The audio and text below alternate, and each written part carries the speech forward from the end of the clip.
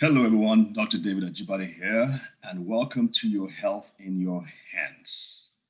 I'm with the Brain and Body Foundation, like you all know, and some of you don't realize this, but many, many years ago, when we started doing the Friday clinics, you can go to our clinic, and then you would see me or one of my staff, and we would take you through and provide you with supplements and nutraceuticals to help with your child's brain disorders. Well, again, many of you don't know this. Some of you are watching and you've been beneficiaries of the foundation. But many years we used to have these small bottles of omega-3s, which each bottle, by the way, would cost about 25,000 naira. And we had tons of these, and we would go to the National Hospital, we would go to the hospitals in Abuja and give these out to kids who had brain disorders like cerebral palsies, seizures, Down syndrome, and all that. And over again, these people would come back to us and ask for more because they were seeing significant results. And so we would give them more. And after a while, we started recording these things, like you know, and the results were remarkable. And we probably will explain some of these things as we go along, but the brain needs omega-3s. And we've explained this a few times. The brain needs omega-3s, and the higher the quality of the omega-3s, the better it will work for you. And so we even took to the military hospitals and to give to the soldiers with PTSD or who were having mood disorders, and they started improving too. So I was like, oh, we are onto something. Now, I say all this to say this: the company and the organization that was providing these for us free of charge, by the way, and we gave them to you free of charge, like you know, is our guest. The head of that company is our guest today, Dr. Barry Sears. Hello, Dr. Sears. David, how are you? I am well. How are you? Very good, thank you. I can't tell you what an honor it is to finally have you on our show. And as you know, you've been a mentor and a friend to me and a great supporter of the foundation. So I want to take this opportunity to say thank you. Oh, it's been my pleasure. You're doing great work. Thank you. Thank you so much. So please, can you tell us a little bit about you and what's some of the interesting things you're doing in the world? I know you've started a new company again, but let's hear what you've been doing for the past, 40 years or so. Well, we'll give you the quick story. Really, the last 40 years, I've been trying to address an underlying question about medicine. Is the goal of medicine to treat the symptoms of chronic disease, or is it the goal of medicine to basically heal the injuries? The question is saying, is our goal to basically understand how the body heals itself? Because once you can crack that code, and it's a very complex code, you usher in a whole new era of medicine. Not really a new era, because this is what Hippocrates said 2,500 years ago. He said the goal of medicine is to prevent disease. If you can't prevent disease, at least cure the disease. Okay, if you can't cure the disease, at least reduce the pain. So some 2,500 years later, how do we practice medicine? We're trying to reduce the pain. So we're not asking of how to prevent disease, it's really saying, how can we get the body to heal itself? The body is a remarkable engine. But like any engine, you have to give it the right fuel. This is the food we eat in the right proportions. And in doing so, you can take this miraculous engine of our body and basically fast forward the healing process. Wait a minute, Doc. Wait a minute. I got to stop here. Food? Did you just say food? Yes, to heal the body? Because think about, people talk about metabolism. They say, what's metabolism? I said, here's a good short answer. You put dead things into your mouth, and the body miraculously turns it into new living tissue. That's pretty close to a miracle in my book. And so it's understanding the mysteries of metabolism. They're incredibly complex. A little less complex 40 years now than they were 40 years ago, but it's how the food we eat controls our hormones and the expression of our genes. And if we can crack that code, we have basically the secrets to healing. And that becomes really the focus of medicine in the future. How to get the body, this remarkable machine, to heal itself. Hmm. Hmm. And what are some of the things you've discovered along this process? I know you've started the Zone Lab. I know you started the Anti-Inflammation Institute. Well, all of it revolves around, there's two sides of, we think of, many diseases which are associated with inflammation, but there's two sides to inflammation. There's the turning on, but also the turning off. Think of this as a sink that has a blockage in the drain. You turn the faucet on. What happens? The levels of the water build up in the sink, and then they start spilling over onto the floor. We call that disease. They say, oh my God, what are we going to do? I say, first step, take care of the blockage in the sink. That's the resolution. So the resolution aspect of the inflammatory response, this is under very exceptionally profound dietary control. But the door can swing both ways. Your diet can basically enhance the resolution response, or it can block it. And what we have now on a worldwide basis is changes in dietary patterns are significantly basically blocking that resolution response. So in your experience with the omega-3 fatty acids, which is only one part of the total puzzle, say, if I can basically get enough omega-3 fatty acids into the patient, the body, in this case, the brain, begins to heal itself. And so if you basically relate to individuals the stories you have seen with your own hands, say, that can't be done, it's impossible. Say, but I've seen it. Say, I have two eyes. I'm just reporting back what I see. It can't be this simple. What's going on in the body is incredibly complex. And basically, there's the problem. What seems to be simple is complex. But once you understand the keys to how to use food as a drug, we go back to Hippocrates. That's what he also said. Treat your food as medicine, treat your medicine as food. It's taken us 2,500 years to understand his wisdom in terms of new understandings of how food affects our hormones and how it affects the expression of our genes. And if you do this correctly, you can get the body to heal the damage caused by the injury. That is amazing. That is amazing. Food as a drug. What a concept. Well, we're going to have to take a quick short break here, Dr. Sears, and then we will be right back. So folks, do not go away. Awesome. Food as a drug. Yeah. I mean, people will be wondering, what the heck does that mean? I think we might have to take it a step back and help people understand what inflammation is as well. Exactly. And how that is the common denominator in several of the conditions that we are seeing today. And you alluded to this with the processed foods and all the things that are going on that are making us haywire. And I want to tie it to concrete things like the diabetes epidemic and obesity, and of course COVID-19. Of course, we can't let COVID-19 basically get a second row seat here. No, we cannot. As a matter of fact, I think we should start with COVID-19 and then talk about the other things as well, because it has the primary attention of the audience. Exactly. So I think we'll start with that one, but I think I have an idea of how it works. I hope the way it works in my brain actually works. You're now speaking like a Hollywood producer. I see the big picture. I see it. Yeah. That's right. So we got to do it that way. If we can't make it a little entertaining, we're lost to everyone, to the crowd, to the audience, to everybody. Okay. All right. We are coming back. All right, folks. Welcome back. We are talking about inflammation. We're talking about the new concept of food as a drug with Dr. Barry Sears, who is the founder of the Inflammation Research Center and the Zone Labs and Cinetech Foods. Cinetech Foods, and we'll get that information later on.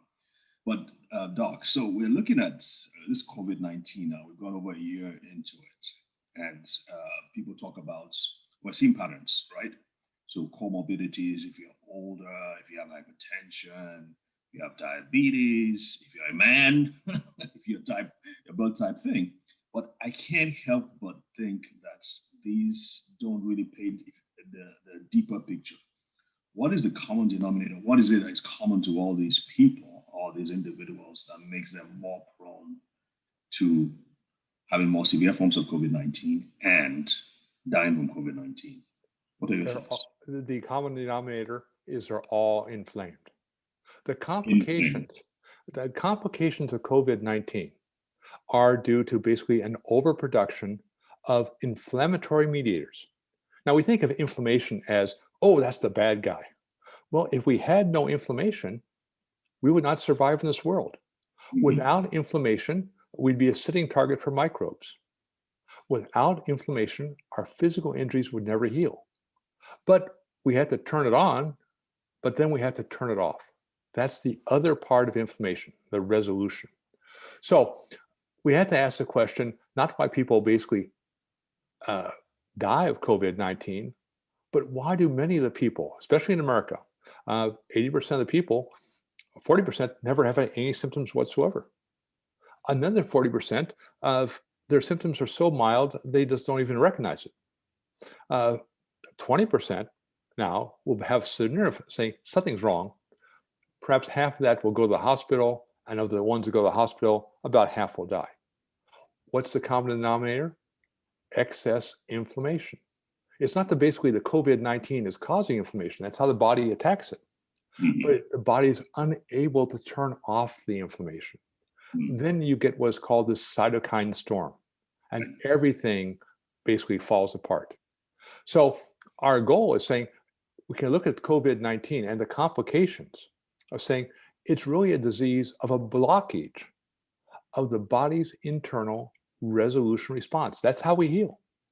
And when it's blocked, nothing heals correctly. That's why now we can look back at many diseases which are linked to inflammation and say, yes, we can see the inflammation, but we can't see the blockage of the resolution response that turns off the inflammation to set the stage for the body to heal itself. Hmm. So what you're saying is that, and if I may get this right, people's quote unquote food, the dietary lifestyles, the physical lifestyles, maybe even their genes, make them more have a higher level of inflammation in their bodies, which sets the stage for a more severe form of COVID-19 should they acquire, should they get contract the virus. Exactly. And what's the easiest way to find out if you're inflamed? A test. I'm sure. No, the easiest way, go to a mirror, take all your clothes off, and ask to say, do I look fat? And we all know what that means. I'm all by myself say, no, I think I'm fat. If you're fat, that means you're already inflamed because your fat stores, excess fat stores are the breeding ground for inflammation. Hmm. And that's why the number one predictor of complications of COVID-19 are obesity and age. Hmm. Why age? Because as we age, the body becomes more inflamed. Hmm. And so all the complications of aging that we talk about are really complications caused by inflammation, but in reality caused by a blockage of the body's natural ability to resolve inflammation and heal. Hmm. And so when you begin to look at this thing, all of a sudden, medicine is not that complex. We've wanted to think it's a very arcane say we have a drug A for disease Z. No, we just have to basically get the body to basically optimize the resolution response, which is under profound dietary control. Hmm. Most people say, oh, but that sounds so boring. What's boring is being in a hospital on a ventilator. That's right. But the fact is, the data is quite clear. Actually, the most recent studies came out only about a week ago that say those who had higher levels of inflammation in their blood, about a 90% greater chance of dying from COVID-19, all things being equal. That's a paper that came out recently? Yes. Oh, I need to have that paper. We'll probably get that and probably publish it on our put it on our website. I'll send the copies to you. And all right, so again, it's showing very clearly in the paper that as you reduce or increase the levels of these omega-3 fatty acids in your blood, mortality goes down dramatically. Hmm. Now, is that all you can do? oh, you can do far more. But the far more is, again, these other aspects of the diet, which is almost like a combination lock. A combination lock, you have to turn to the left to the right number, then to the right number, and then back to the left to the right number. And if you do, magically, the lock opens. But what if you have one of those numbers missing? The lock's not going to open. Right. And so we're really looking at food as this really a combination therapy. Like in cancer, we never use a single drug in cancer. That's right. You use multiple drugs. Likewise, you're using multiple food components because each one has within it the ability to basically change the hormones and, more importantly, change the expression of our genes that opens that combination lock to allow us to go in and basically reprogram the body's immune system. That is huge. That is huge.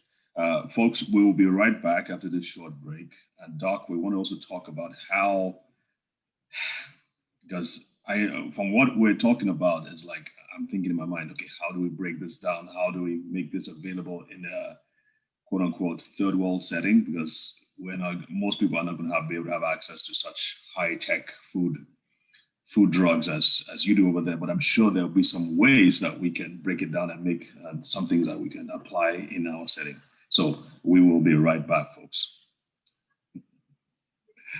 Okay. I had to put that there because people want to know, okay, what can we do under the circumstances? Things like and that'll be basically say you have all the tools you need right now. Oh, really? Yeah. Okay. But the question is, do you have the will to use the tools? Yeah. True. Okay. So I think we have about. Man, I almost lost that track of time. They always get back. They always get on my case when I go too far because like, okay, we have to edit some stuff out, and all this is really good stuff, and what do we cut out, or what do we put in, and all that. So I always have to try and make sure I keep on having to come up with all these calculations. How much time do we spend during the break? Do I subtract that from this? All right, so I'm going to see 9:38 to 7, say 8, so 9:46 and 50. Okay, so but I do want to make sure that the key things that you want to talk about are also mentioned in this last, I think we're about 8 or 9 minutes now. We'll talk about the practicality. Practicality, okay. Anything else that you want to highlight? No, well, see, you're basically you're constrained by your time. So in 8 minutes, we get to think, how do I do it? Okay, all right. And then finally, to wrap up, what does it mean? What does it mean? Okay.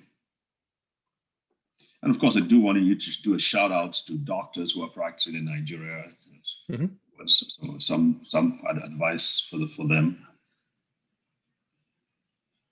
As you know, we are beholden to modern medicine. We just have to do it the way it's done. Everybody is.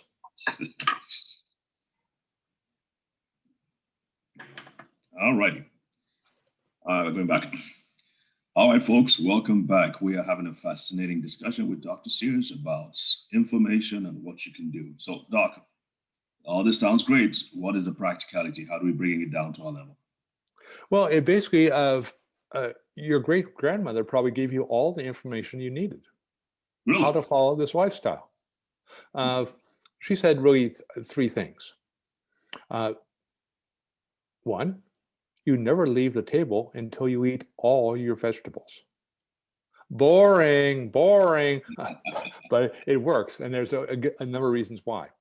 Second, eat only enough food that you need, not more. 3, through all of Europe in the early part of the 20th century, and probably through most of the world, no child could leave the house unless they had a tablespoon of cod liver oil. So all of a sudden, you say, your grandmother gave you all the rules of how to optimize this resolution response. Let's go through each one. Why? First of all, why do you eat your vegetables?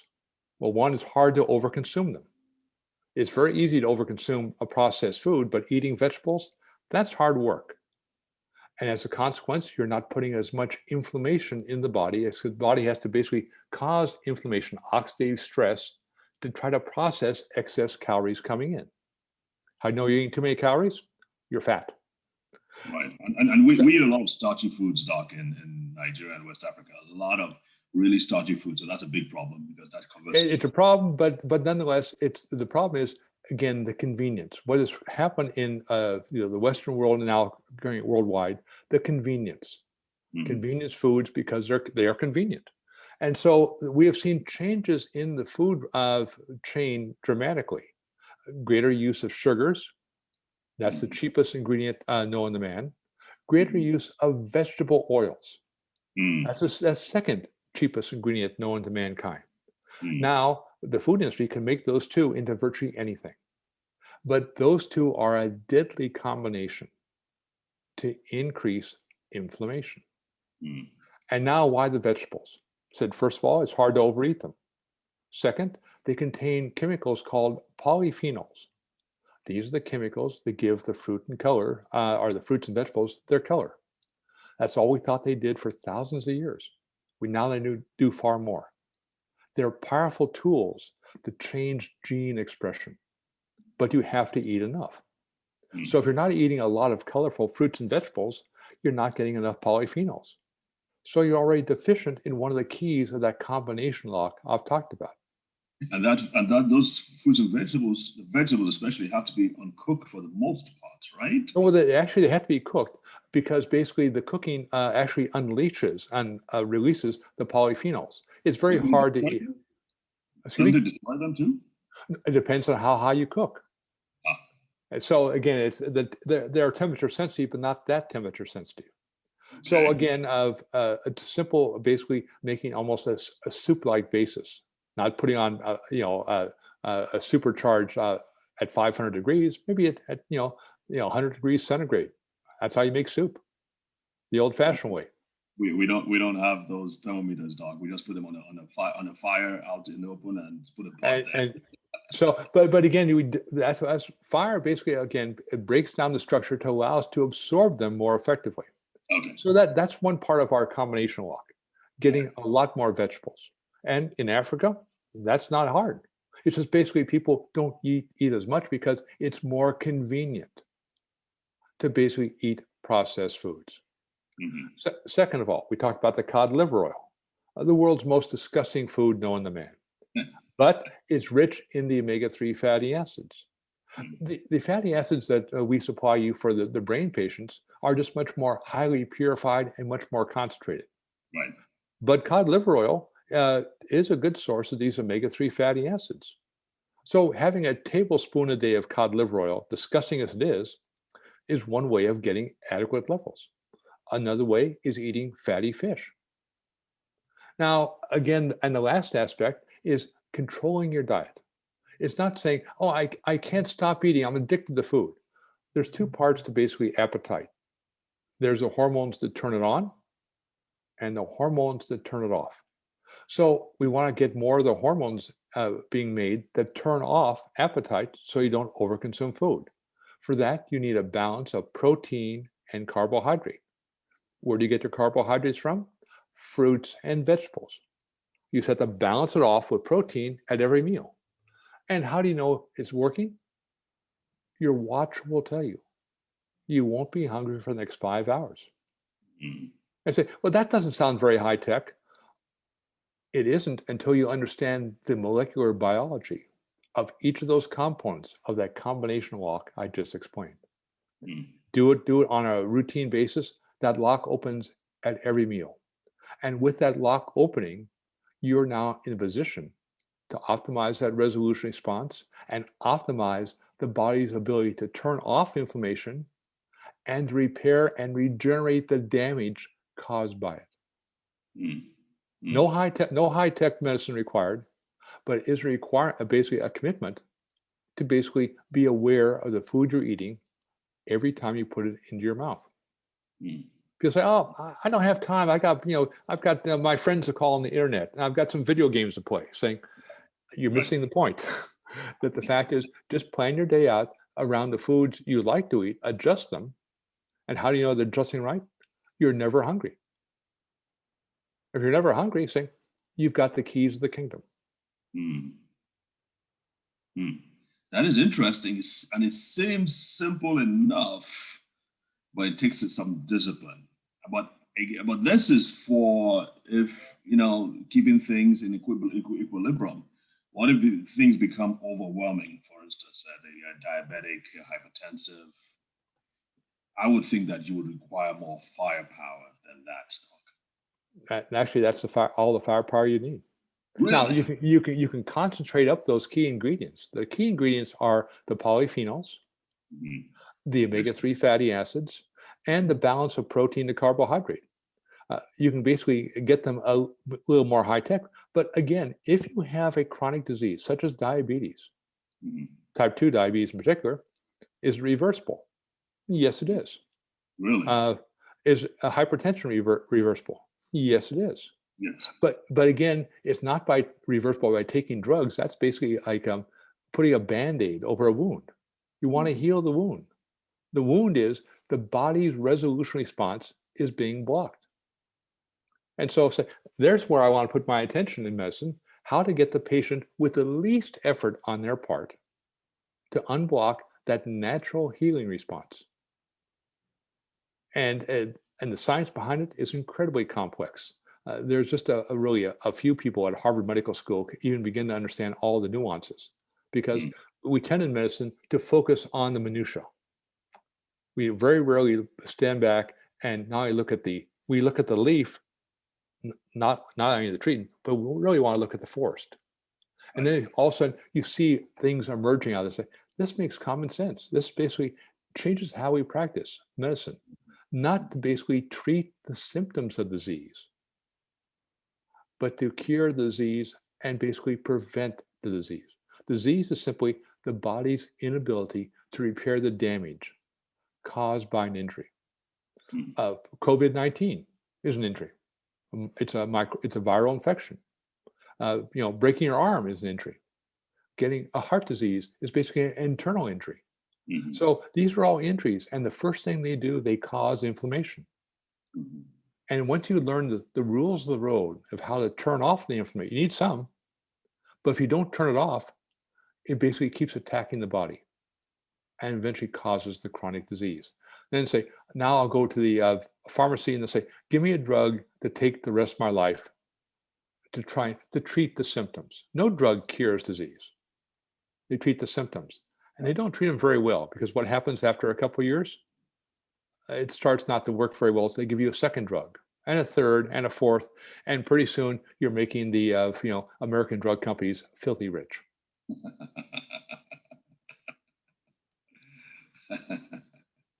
Too bad we don't have much shares in them.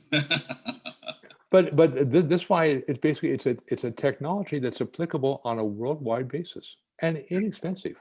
Now you're right. Say in the brain patients you deal with, they need very high levels.